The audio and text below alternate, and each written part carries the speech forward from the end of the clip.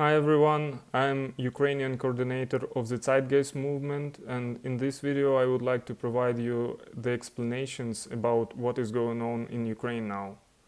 All of you know that we were going to organize the global Zeitgeist Day in Ukraine this year, but we had to cancel it because of military aggression of Russia in Ukraine. Meanwhile, we noticed that there is a great misunderstanding of Russo-Ukrainian War among TZM activists. So in this video I would like to destroy the main myths about what is going on in our country. So the first question we would like to consider is what is the cause of this war and why this war is happening. Ukraine is an independent country and we have our own way. After a series of revolutions, Ukrainians have chosen the European way of development. It's logical because we've always been the part of the Europe. Russia didn't like it because in this case, Russia loses its influence completely. There is no ambiguity in this war. Everything is clear and obvious. Russia has attacked Ukraine and Russians are committing genocide of Ukrainians.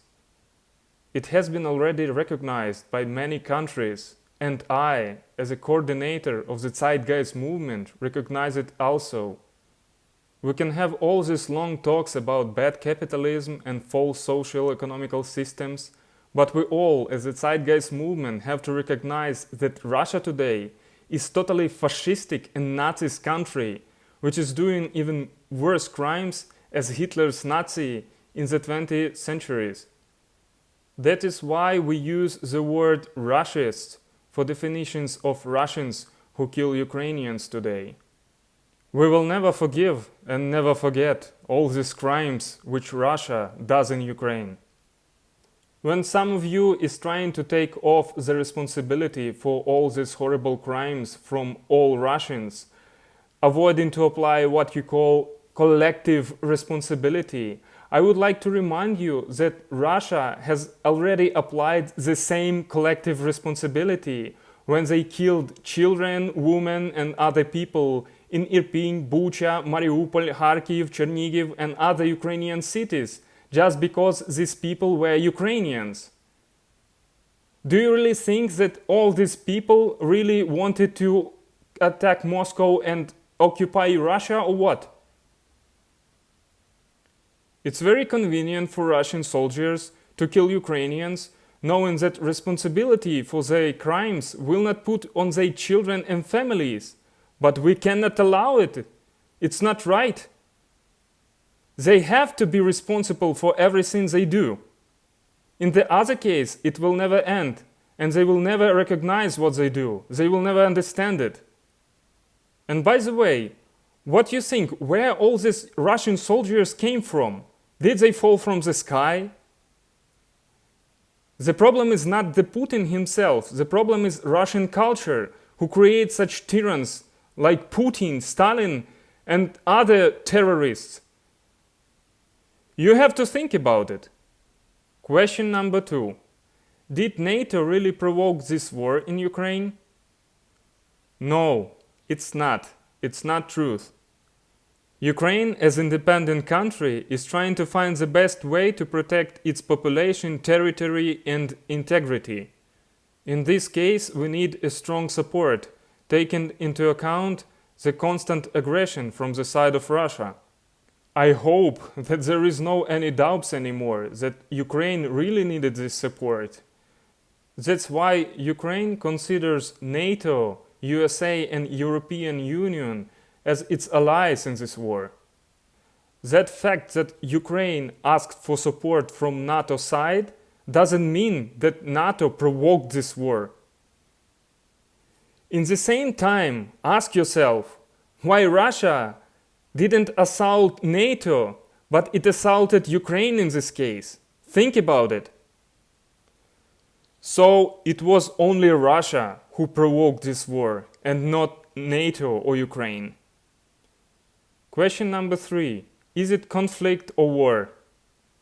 It is war.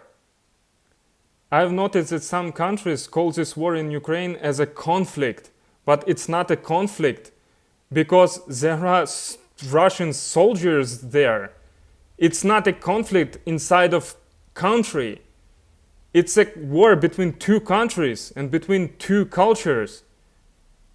Don't be confused of that.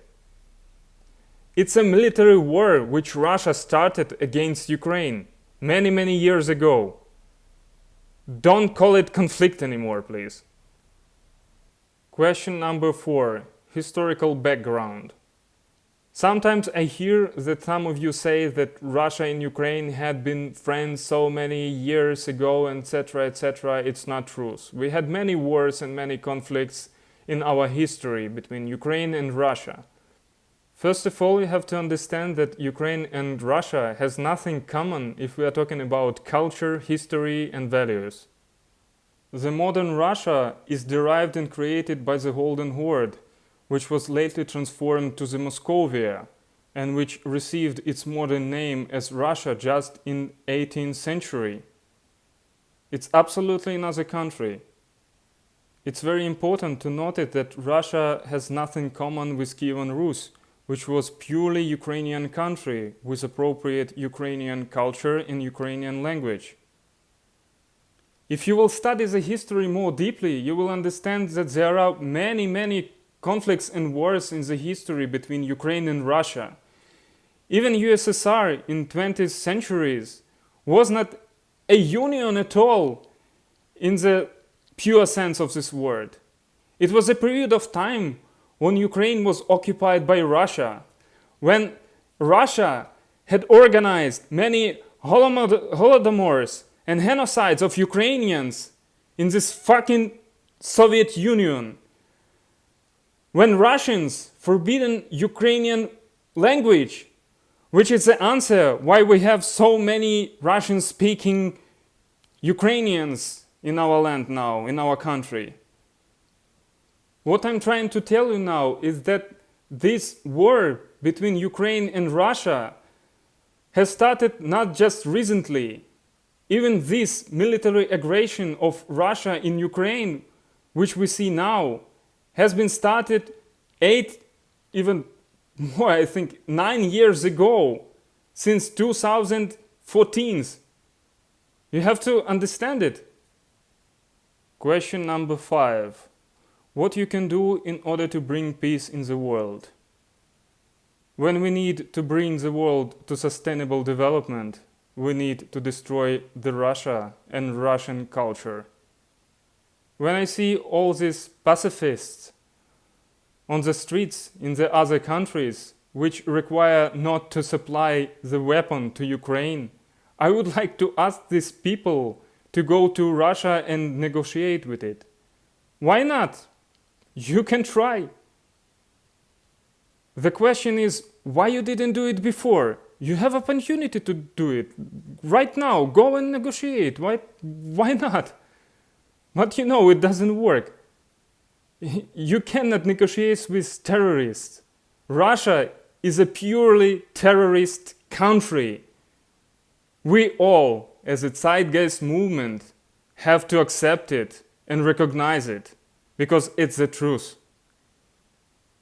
We all see today that Russia has captured Zaporizhia nuclear power plant and is terrorizing the whole world, telling that they will just destroy this nuclear power plant and destroy everybody on this planet. How you call it? It's terrorism.